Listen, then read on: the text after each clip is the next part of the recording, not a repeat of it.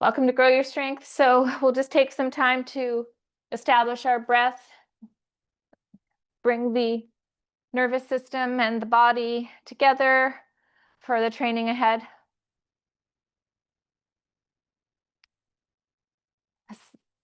Get a comfortable position, face up, face down, and then just micro adjust anything that doesn't feel quite right. Try to get some good alignment going on. With your exhales, see if you can just let your body melt away any tension you might be holding into the floor. And just focus on a long, slow inhale, creating intra-abdominal expansion, nice and deep. And exhale, everything recoils and melts away.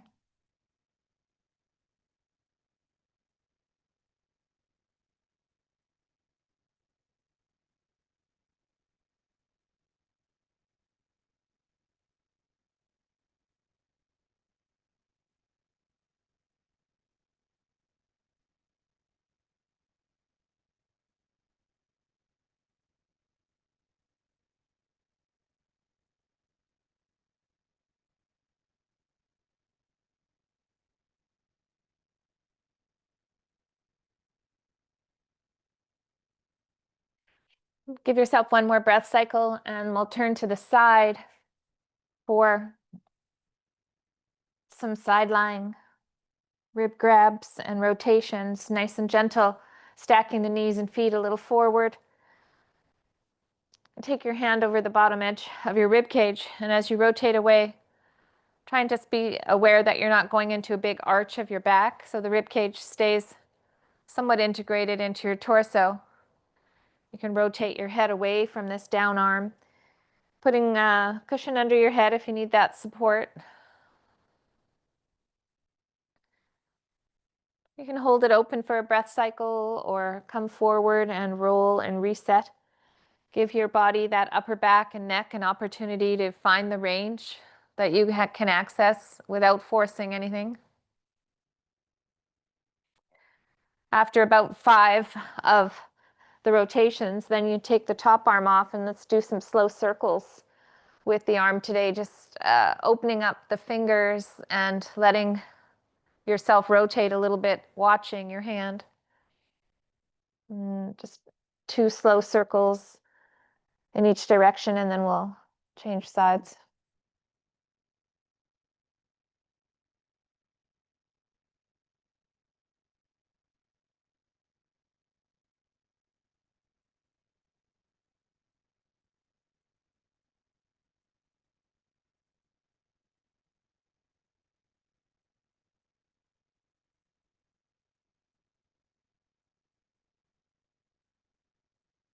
Repositioning,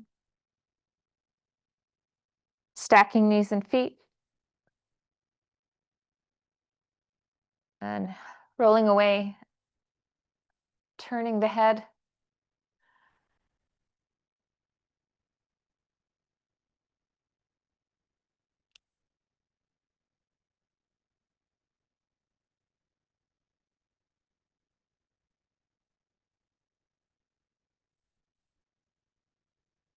Taking your time to do your rib grabs, and then opening up when you're ready, the slow arm circles.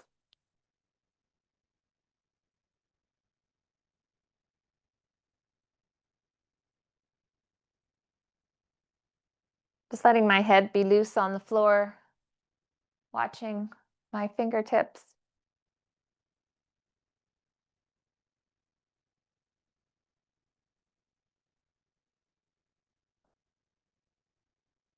Movement preparation, getting things warmed up, finding what range of motion you have in all the joints. Let's move now to the back, the spine, from into cat-cow. Take my hands a little wider than my shoulders, knees a little wider than my hips, and here I go, just slowly moving through flexion and extension of the back. Again, not trying to push extremes, but going slow enough that you can feel each section. You don't have to force anything, just nice and slow. Attention to that deep breathing still.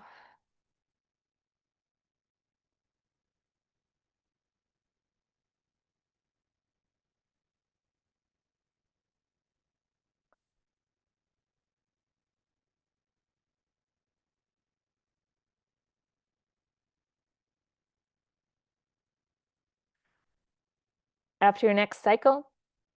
Again, neutral back and bring your hands under your shoulders, knees under your hips. We'll go into some hip circles now. So finding neutral back, I'm just going to slowly take one knee off. And I like to say this is a core exercise as well, because if you pay attention to not weight shifting into your non-moving side, you go slow enough that you're really focused on your breath, not letting your head drop. Couple circles in each direction, mobilize your hip, and switch sides.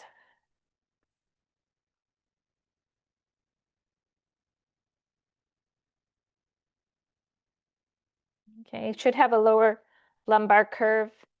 Try to keep the back in that position as you circle around.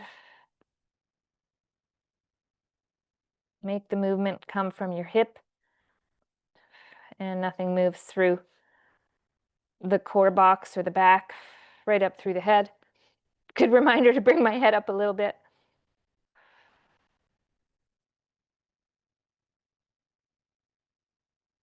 Shaking out the wrists, and then we're going to go into some bear holds with the option to rock through the feet, and then we'll bring it into a plank. Seems like last week or so I've been really focused on my toe extension, so as I come up into a bear, neutral back, float the knees off the floor. I'm weight shifting back into my toes, and then I'm slowly trying to get that bend, or we'll call extension, into the toes, weight shifting into my hands and shoulders without collapsing. And just depending on your strength and how this feels for you, I'd say 6 to 10 rocks. Trying not to go too fast. You get a little stretch through your knees as you sit your hips back. And then let's take a little break and shake out the wrists, or perhaps just turn the palms up and press the back of the hands into the floor, changing the wrist angle a little. Let's do the same thing that we just did in bear with the high arm plank. So you step back, create the plank first, connected shoulders, little tightness through the hips. And then I start to push away from my hands and roll through my toes, pushing my heels back. Get a nice stretch right up my calf, the back of my knee. And then what about those toes? Is there a different feeling in your right big toe to your left? Try to stretch out those big toes and all the other toes while you do a few more rocks. And then we'll come out of here and go into the knee bends and ankle work. Should I say it again? My favorite part of every class. Just get to lie on your back, take care of yourself. I like to extend my non-working leg out and really work the knee bend, pulling the knee into the shoulder. Get a little stretch through the hip and the low back. Find where you can fully extend without locking the knee. Pull the toes down to the shin. Spread the toes. 3 to 5 of these moves, just depending on your speed. Full knee extension. You've got the tissues at the back of the leg under stretch. And this is a good position to start working on your ankle mobility, isolating the movement by making sure the leg is still and straight, and then really find your end ranges. Pull those toes down for a little micro pause, push them up to the roof for a micro pause. Then you know you can't go any further. If you just go fast, you're not finding that end range. And try different angles as you roll your foot in and out. And I like to finish this with just a couple of really slow circles. Slower than I might want to go. But boy, when I go slow, I can really feel this tissues through the back of the knee. And that's a good thing, right? So some activation. Okay, then we'll switch sides. Be mindful of that posture again. Okay, chin tuck. How's the low back feeling? Do you need to tuck it down a bit and then start into the knee bends? How does it feel?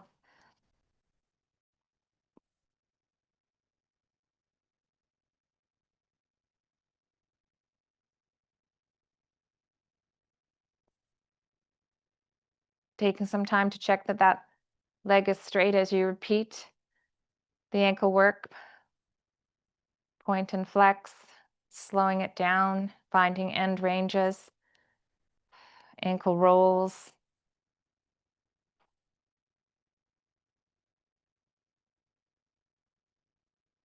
And then your circles.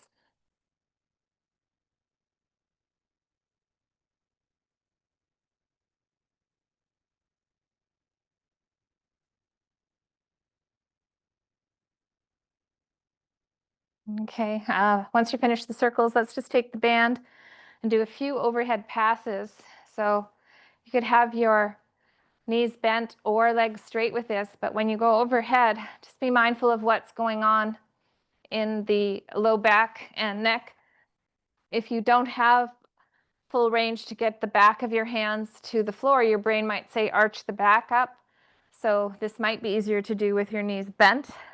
But once you work on this kind of stuff for a while, you get that sense of keeping your chin tucked in, finding a width that you can go overhead. You can even roll your head from left to right a few times, making sure you're not in a shrug. And just taking a last pass or two.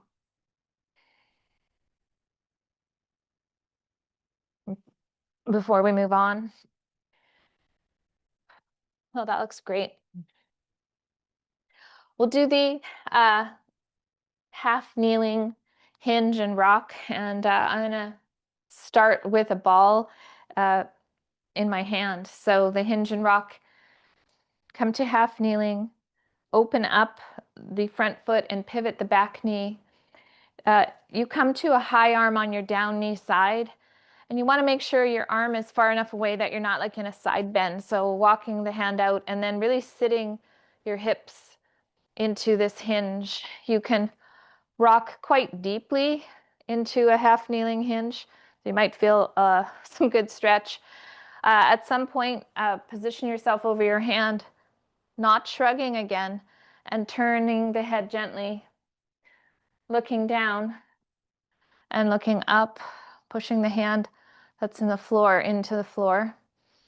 And take a few slow breath cycles as you do this, just moving slowly through the neck, and then you can hinge a few more times and come up, and we'll switch sides. I love that move for just opening up the hips, and you get a little shoulder work, neck. It's just feels like a really good way to get deep into the hip. A lot of people can't get this deep, like say in a squat, but they can do it in this position. And then remember to make sure you're not in a shrug. Gentle neck moves. Sitting again deep into the hip and coming up. I feel like today I should be making more sound effects. Feeling a little tight. Okay, in standing today for the balance work, first off, keeping the ball. So we're going to take some time to establish the foot connection, so you can roll your foot, open your toes, slight bend in the knee. Bring yourself into a single leg balance. You can hinge forward and take the ball one full pass around in each direction. If this feels like too difficult a challenge for you to do with the foot off, you could hinge forward and have your back toe here just ready to help you, okay? Or you could have it a little bit more help and still work the pass of the ball around.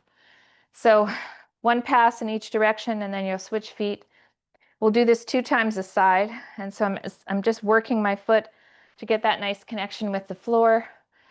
Go out to a hinge position that I feel I can control.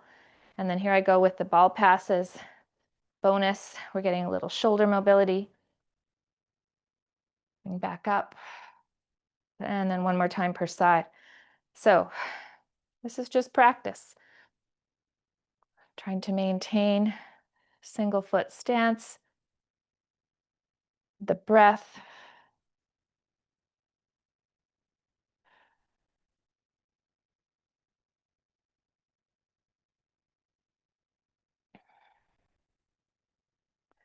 finishing this off, we're going into some reverse lunges.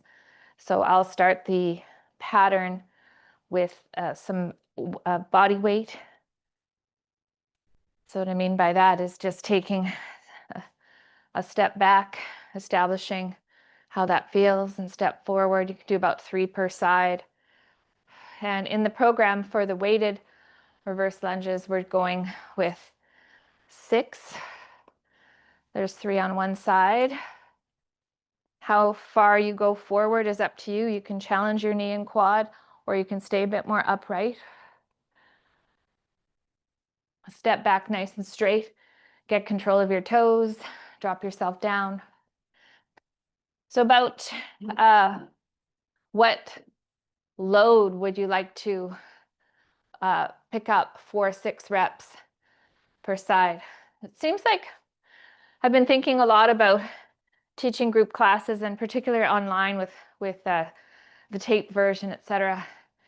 You really have to kind of make some training decisions for yourself, because for me to say pick up 2 10-pound dumbbells and do 6 reps, that might be way too much for you. If you're just starting out, perhaps you want to go body weight and just not load at all.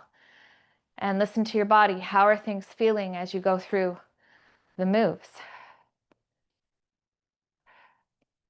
When you increase the weight, you should be able to keep the form, keep the breathing, right? And complete the set without compromising those things. So if I step back and all of a sudden my knee's kind of wandering in, or I can't control it as much, I probably have taken too much load, or I'm letting my mind wander way too far.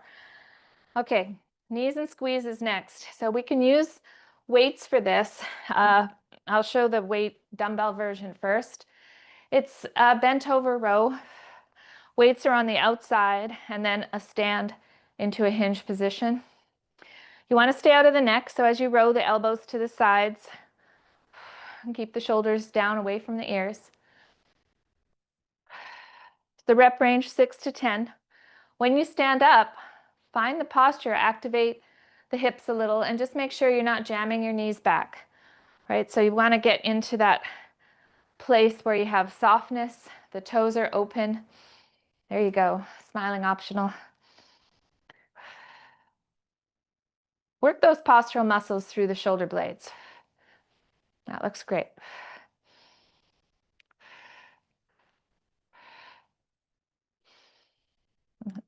It's a nice sort of 2-part exercise for the posture.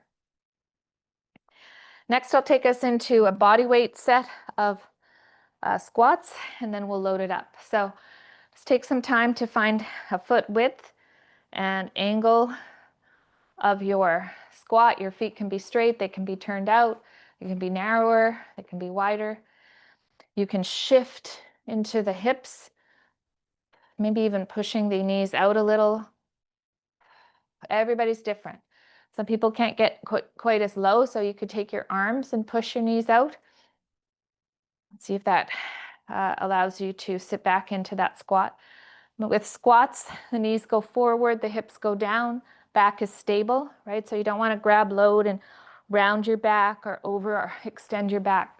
So when you pick up weights, you've got options: dumbbells, kettlebells, looking for about 6 to 8 reps. But think to yourself when you start your set, okay, inner dialogue, I'm going for 6. And if 6 ends up feeling too easy, then modify it up a few, or go a little slower. That's slowing things down is a way to make things harder, more time under tension.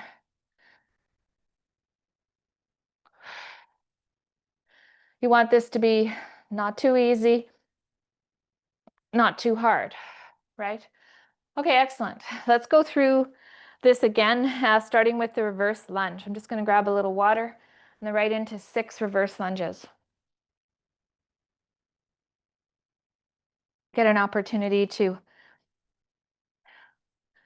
step back, drop the back knee to where you can control, step forward. Front knee tracks right over your midfoot, so just be mindful. And away you go. 6 is the suggestion per side.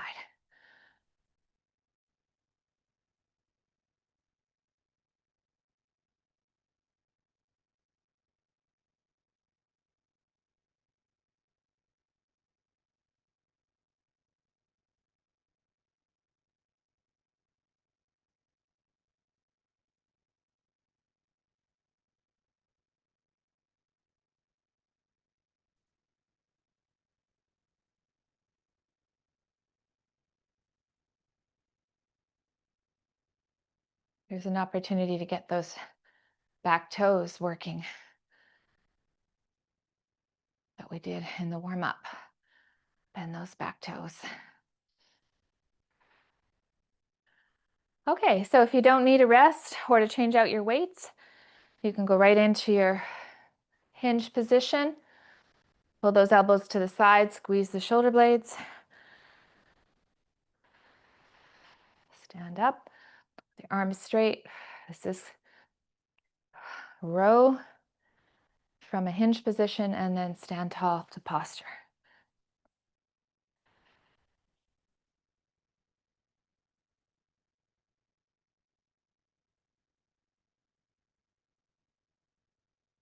Just feel the load going through the body. Take your time.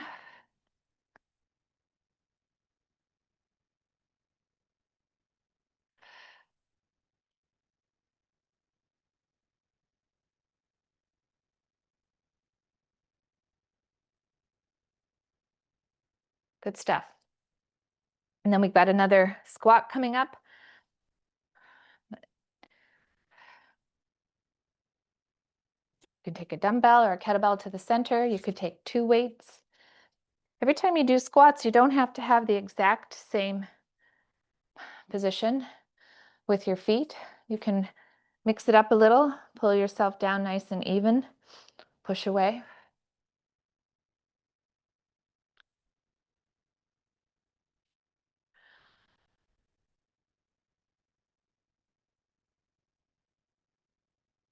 Nice.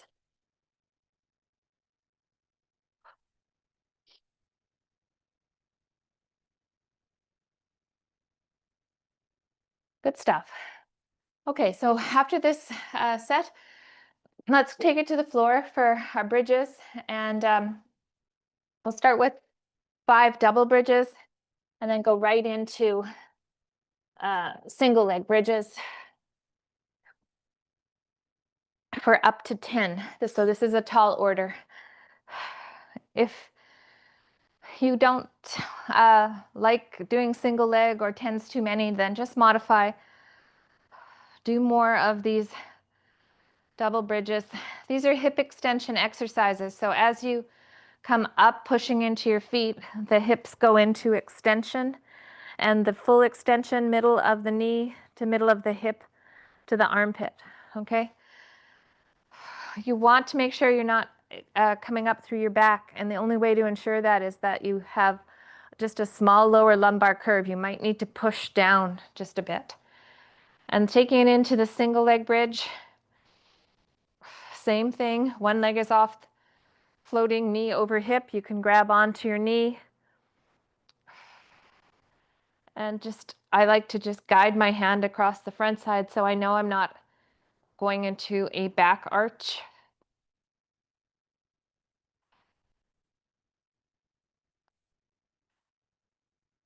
Switching sides.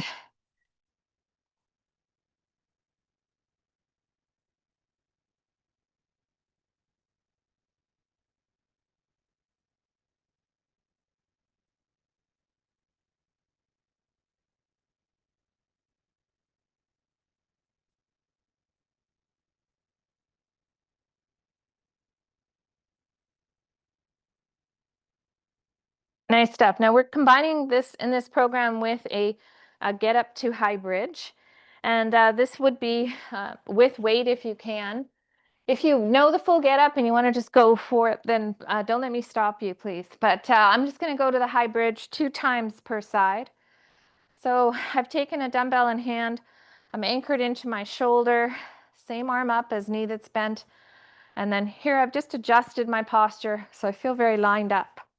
Roll to the elbow, come up to the hand, and in the high bridge you can hold 1,000, 2, 1,000, 3, 1,000. I'm just gently keeping an eye on the overhead hand. Then I come down to my elbow. I'm not in a shrug, and I roll all the way back down to the floor. Take a breath in, easy roll, up, up, down, down. Nice, that looks great. Good control, holding that top position for a count of 3, which I think I forgot to do on that one, but that's okay. That happens. Okay, so side 2.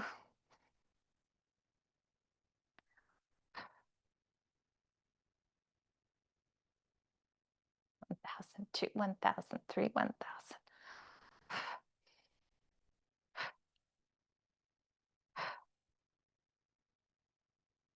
And we'll go back through this set again. So take a little time to finish this. And then just what I'm thinking of is, do I want to change anything about my bridges? So I'll go through what I would call a step up with the bridges. So I'm taking a stretchy band across the crease of my hips. So instead of just doing 5 double bridges into the air, I'm now palms, fists on the ground with a light tensor band. And I come up, squeeze, down, release. I'm still going through the adjustments, chin, low back, up. Shouldn't be so tight that I'm struggling. I just feel the extra resistance that I need to get up into full hip extension. Putting a weight across the crease of the hips is a good option as well. Okay, now then for the single leg, I'm going to take the band and wrap it around my thigh and just try to guide my knee so it's not too close to my shoulder and not too far away. So the knee floats right over the crease of the hip. I have one end of each of the band in my hands, and now I'm setting for my single leg bridge. So this just is a guide. I'm not really pulling on it. I'm just keeping the slack out of it. What I've found with myself and feedback from clients, that this kind of somewhat secure position for the leg really drives a lot of load right to the same place through the hip. So it's a nice variation. Can you get up to 10? Still getting that full hip extension, checking that you're not feeling it through your back, chin, low back tuck. There we go.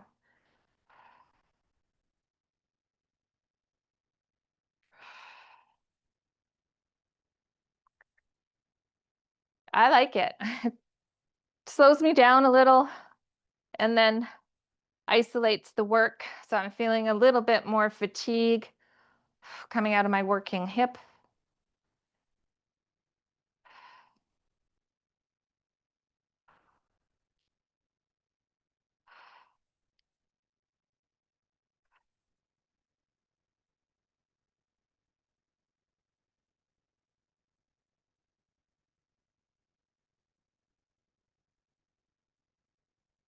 Now as we go into the get up to high bridge, remember that the 2 is just a rep range. You could do 1, you could do 3, you could hold it for a little bit longer in the bridge position. I'm going to try a slightly heavier weight and see how that feels. And I will also try and remember the 3 1,000. Okay. I love these get up moves. So many benefits.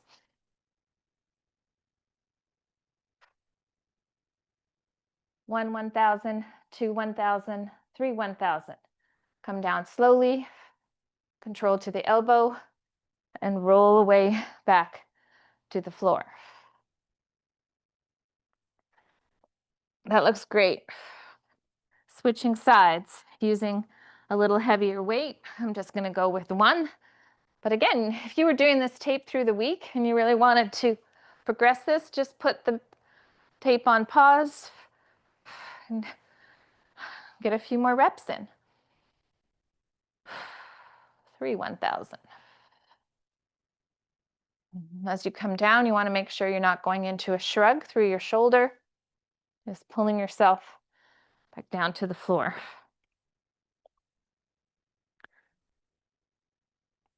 We move from here to 2 sets of push-ups and half kneeling press.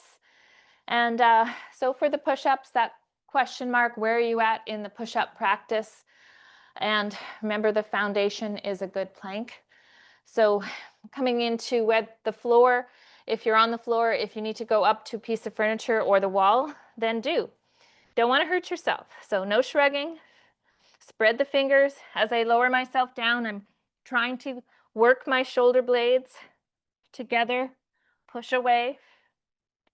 Okay, there's lots of little tricks and cues. Spread the fingers, corkscrew the hands, meaning that you're just kind of turning your hands like into the floor.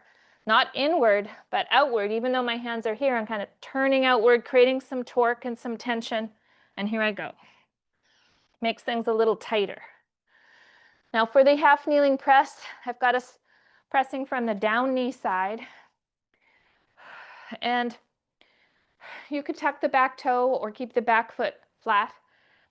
If you don't like pressing from half kneeling, you can take it to standing. It's generally a little harder than pressing from standing, so you might feel that in the weight. Keep your gaze forward. Have your hips tucked under so your core is nice and anchored. Press up without the shrug and then work the shoulder all the way down. So you're working on the up phase and you're pulling on the down phase, getting some tone and tension underneath your arm.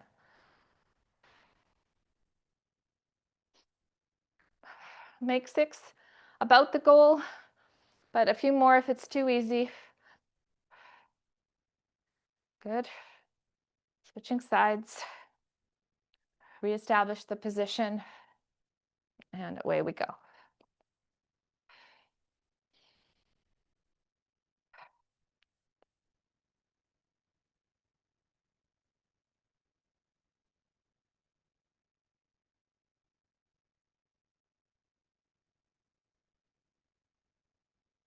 And then we'll take this through one more set. So back to the push-ups. If you need a little water, such as I do, just have, force a little rest. Push-ups are looking great. Be proud wherever you're at. So if it's up here, no problem. Step back, create that tension, pull yourself into the wall, push away. If it's on the floor, spread those fingers, connect those hands. What number is your inner dialogue telling you you can do well?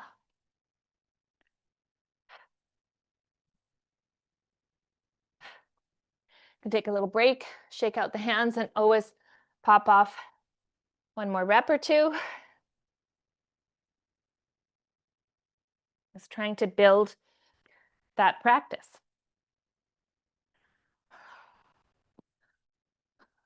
That looks great. All right, so one more set on our overhead press.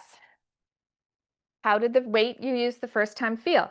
So if there was anything tweaky going on in your neck, you should go lighter or go body weight. Don't create a problem by trying to get stronger and thinking that pressing more weight, that neck issue will magically go away. So we'll train it over time, listening to the body, breathing nice and deep, keeping the posture. You got it. There's 5. I think I was counting that time. And I didn't do 6 because I really felt like I was at my limit there.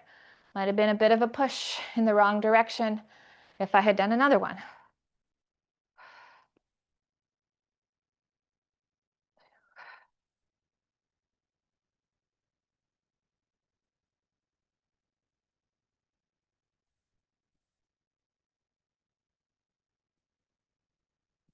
Looks fantastic. All right, so we move on. We've got hip hinges, lateral flies, bent over row. Okay, so this is good. So hip hinges.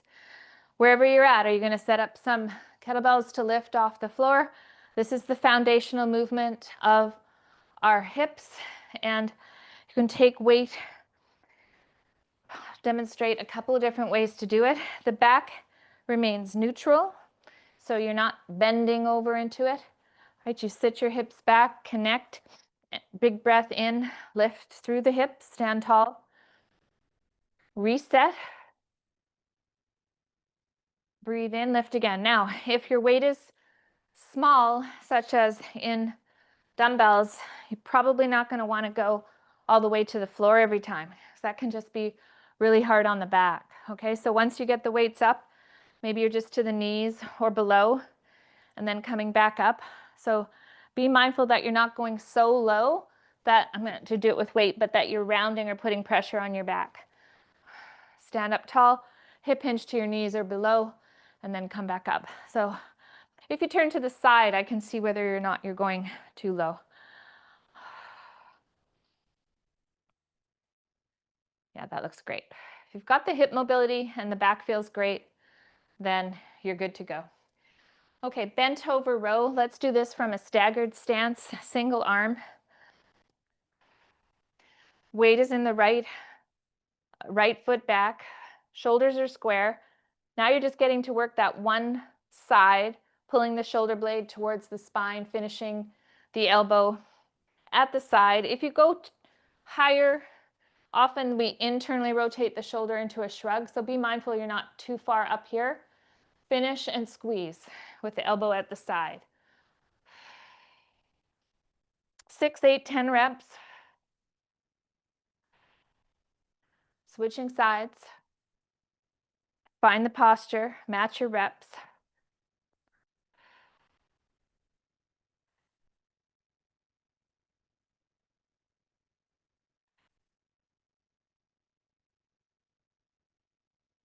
And then lateral fly, we're taking weights that we can come out like this with.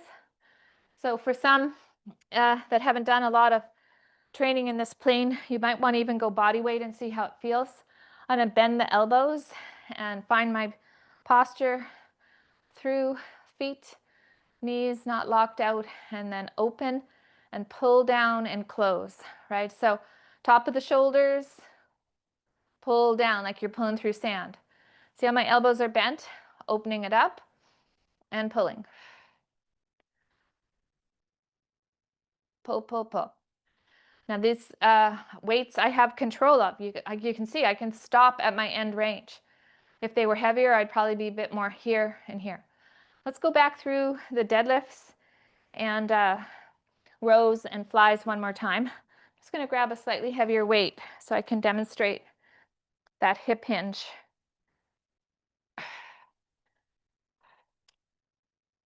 Okay, so the nice thing about some of the bigger kettlebells is they're naturally a little higher off the floor. See how the handle isn't all the way to the floor? Coming right over your weight, hips back, anti-shrug.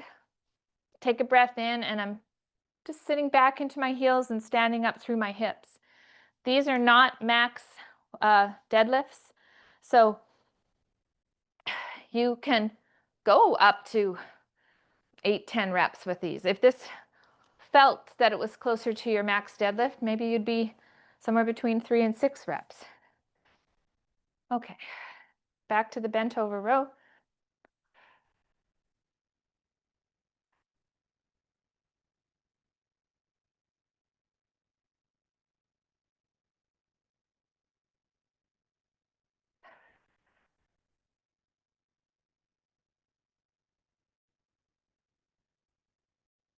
Looking good, matching side 2.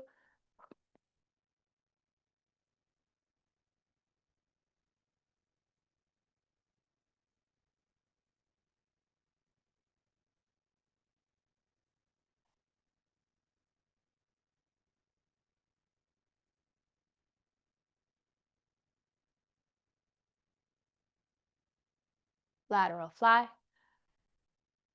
Find the foot position. What control do you have in the end range? Right, create the tension, open up, pull, pull, pull.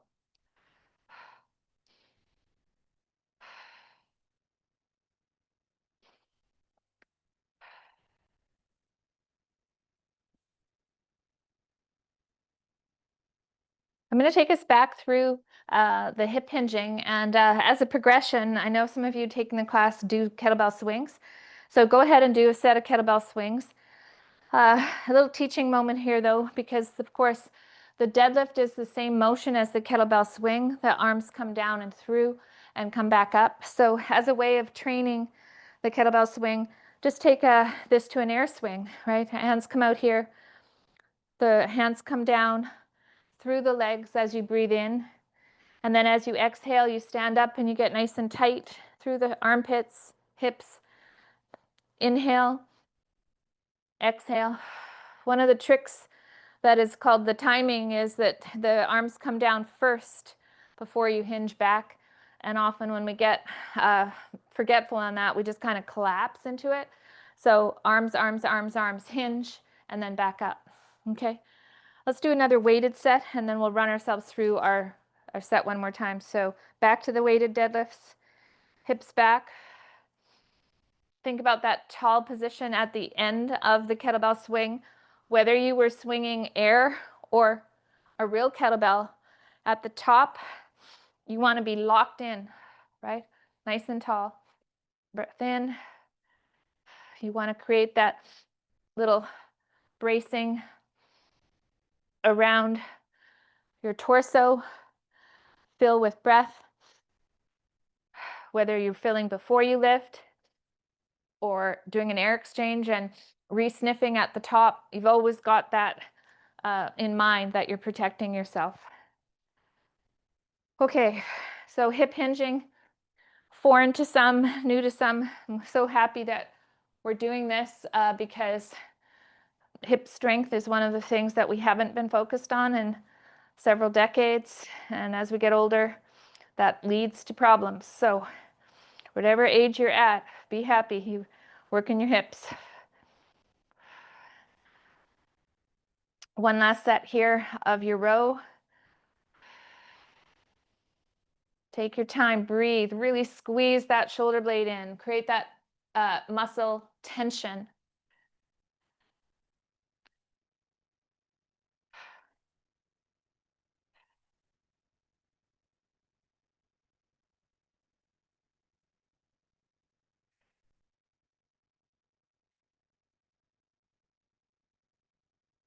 We'll do one last set of the lateral fly.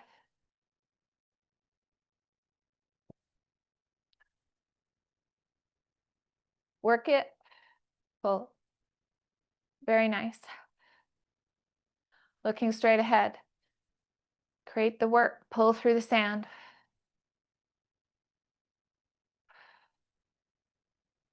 Oh, just got a couple minutes to finish, so I'm going to keep the weights in hand. I'm going to start us with some curtsy lunges, just alternating. We'll be working for about 1.5 minutes. Half a minute of alternating curtsy lunges. Keep your hips square to the wall in front of you. Try and get a little mobilization of the hip as you come into the lunge. There you go. Only going to a depth you feel you can control. Do 15 more seconds of this.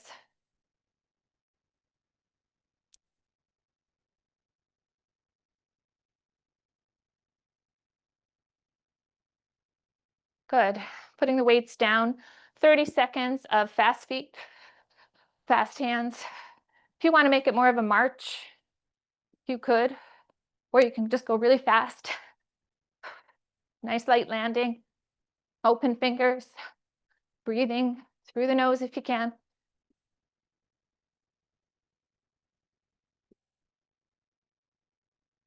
10 more seconds.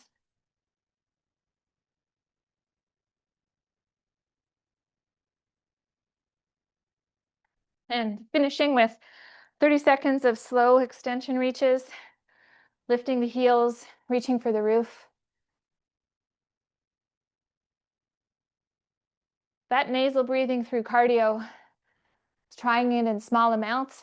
It's really good for the cardiovascular system and lots of other things, but can be really challenging if you're used to breathing through your mouth all the time.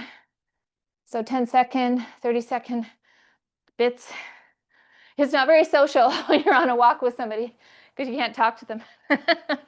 But I challenge you to try and do that a little bit when you're out walking.